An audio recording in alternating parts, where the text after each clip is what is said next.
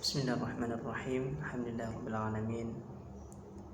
Wassalatu wassalamu ala rasulina al-amin.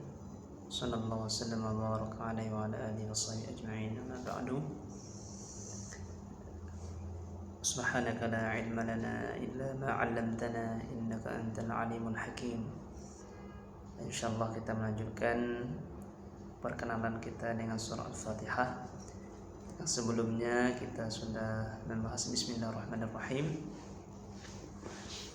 di mana di sana ba merupakan ba musahabah atau ba isti'anah. Jadi kita meminta pertolongan melakukan suatu perbuatan dengan Allah Subhanahu wa taala. Kemudian Allah merupakan jami'us sifat al-jalal wal jamal, sebuah nama zat yang wajibul wujud dan nama yang terhimpun di dalamnya sifat yang indah, sifat-sifat yang mulia.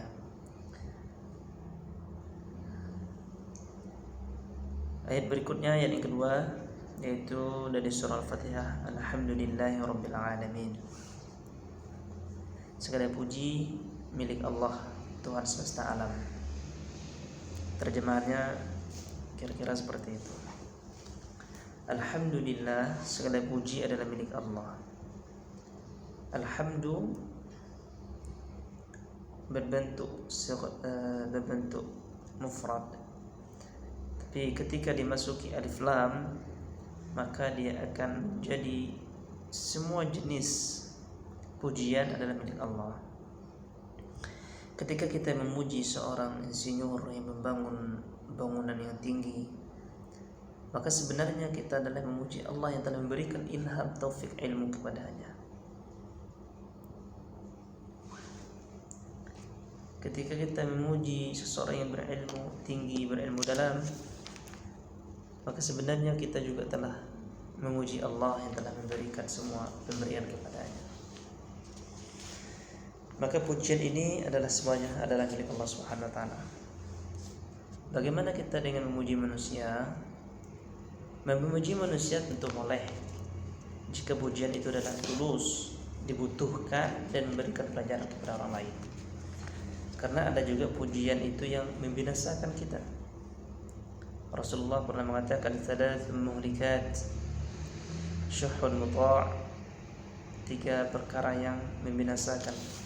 Ini dalam catatan buku.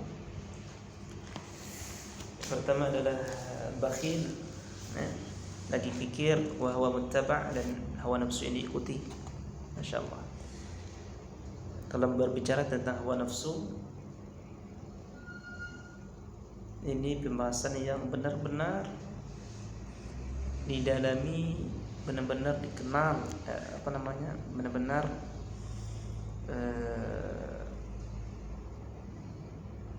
pembahasan yang sangat dalam, pembahasan yang benar-benar diperhatikan ya. Nafsu ini benar-benar diperhatikan oleh ulama-ulama kita dahulu. Sampai-sampai apabila kita ada 2 perkara yang kita ragu antara 2 perkara ini, maka bisa kita menimbang mana perkara yang kira-kira hawa nafsu suka, maka ini harus kita tinggalkan. Ini hawa yang diikuti. Jadi kalau seseorang tersebut hanya mengikuti hawa nafsu saja,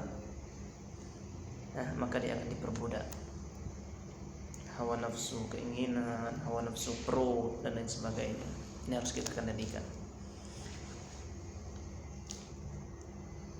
Yang ketiga adalah yang membinasakan itu adalah wa'ijabul mar'i bi nafsi. Itu kagum dengan diri sendiri, kagum dengan kepintarannya, keahliannya, kecerdasannya, kebaikannya, dan lupa bahwa semua adalah pemberian Allah Subhanahu wa taala. Jadi memuji tentu boleh. Kalau dalam hadis dikatakan ketika seseorang yang memuji Abu Bakrah ya, kemudian Rasulullah mengatakan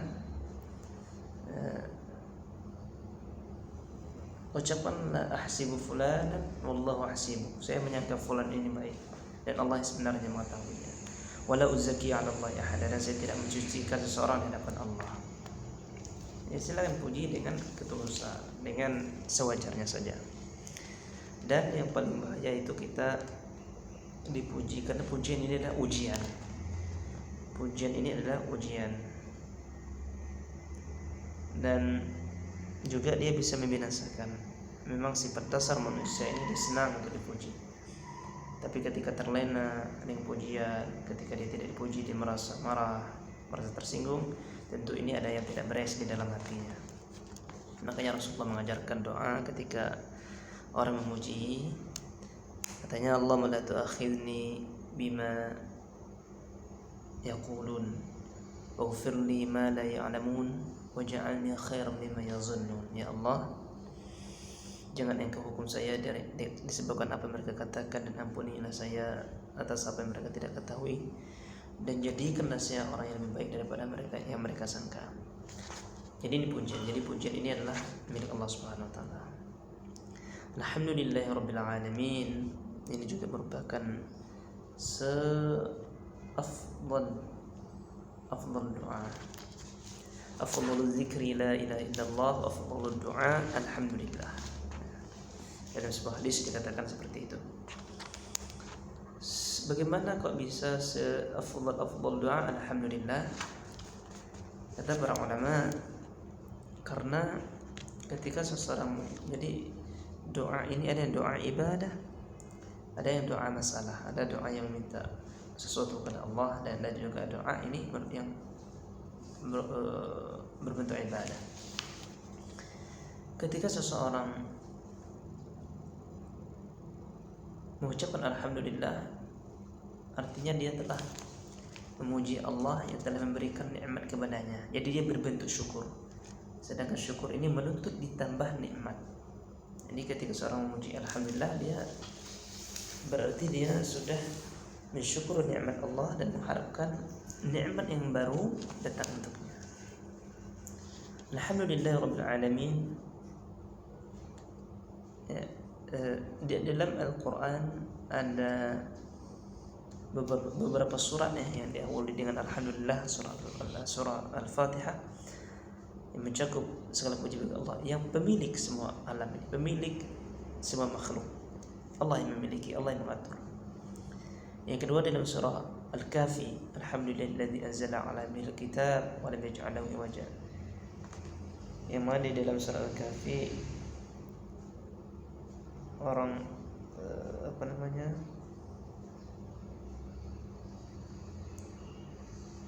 di dalam surah Al-Kahfi orang-orang musyrik menanyakan, berdialog dengan Rasulullah, meminta mukjizatnya, sehingga Allah turunkan Al-Quran sebagai mukjizat. Ini alhamdulillah anzala 'ala 'abdihi al-kitab. Kemudian berikutnya surah Saba, yang mana di sana alhamdulillahilladzi lahu mulkus samawati wal ardh, karena di dalam diceritakan kisah Nabi Sulaiman, diceritakan kaum Saba. Jadi Allah awali dengan lahu mulkus samawati wal ardh. Jangan lupa bahwasanya semua kerajaan ini milik Allah. Bahkan di dalam surah yang lain dikatakan limanil mulkul yaum, pada hari kiamat ini mana raja-raja yang dulu yang sombong itu, mana penguasa pemimpin yang sombong. Anal malikul jabbar, kata Allah pada hari kiamat, Allah sayalah raja yang jabbar, yang kuasa, yang mampu memaksa. Alhamdulillahirabbil alamin. Ya. Segala puji bagi Allah, zatnya, sifatnya yang indah, perbuatan-perbuatannya yang luar penuh hikmah, yang bijaksana. Jadi ini alhamdulillahirabbil alamin. Rabbil alamin yang tidak lepas kata Rabb, ini maknanya yang menciptakan, yang menguasai, yang memelihara, yang apalagi memperbaiki, mengurus. Coba kita bayangkan, sudah berapa miliar tahun matahari, bumi ini diciptakan tetap seimbang, siang malam seimbang, tidak ada pernah tertukar siang dan malam. Matahari terbit di sebelah timur, tenggelam sebelah barat, ya kecuali nanti tanda-tanda hari kiamat. Semuanya teratur. Ma tara fi khalqir rahmani min tafawut farjil basar tara min futur. Ada enggak yang aib ciptaan Allah? Allah benar-benar diperhatikan. Ini adalah Rabb ya. Jadi kalau khalaqa menciptakan saja, tapi kalau Rabb menciptakan dan mengurus. Jadi Rabb ini memang dipakai untuk beberapa bahasa ya. Seperti Rabbul Bait, yang punya bait, yang menguruskan rumah itu. Tapi Rabbil Alamin ini hanya Allah. Hanya Allah yang bisa. Oh ya, dalam sebelumnya lupa mengatakan bahwasanya setiap perbuatan yang tidak diulang dengan bismillah, kullu amrin zibalin, kullu amrin zibalin la yubda'u bismillahirrahmanirrahim fahuwa aqta. Setiap perbuatan yang tidak dimulai, setiap perkara yang tidak dimulai dengan bismillahirrahmanirrahim, maka dia terputus atau tidak ada berkahnya. Fahuwa ajzam atau fahuwa aqta, atau yang lain fahuwa abtar. Tidak menjadi apa-apa atau kosong kalau tidak dimulai dengan bismillah. Makanya makan bismillah, keluar rumah bismillah, itu kalau Tuhan Allah bismillah, mulai yang kanan minum bismillah, alhamdulillah, Allahumma shalli ala sayyidina Muhammad. Jadi ketika seorang telah memahami betul dengan arti alhamdulillah, maka dia akan merasa ridha dengan Allah, Rabbil Alamin, Allah yang mengatur, Allah menciptakan. Maka dia akan hidupnya penuh dengan keridhaan, penuh dengan syukur. Insyaallah ini saja. Subhanakallahumma wa bihamdika, asyhadu an la ilaha illa anta, astaghfiruka wa atubu ilaik. Wallahu a'lam bishawab. Insyaallah kita sambung ayat berikutnya.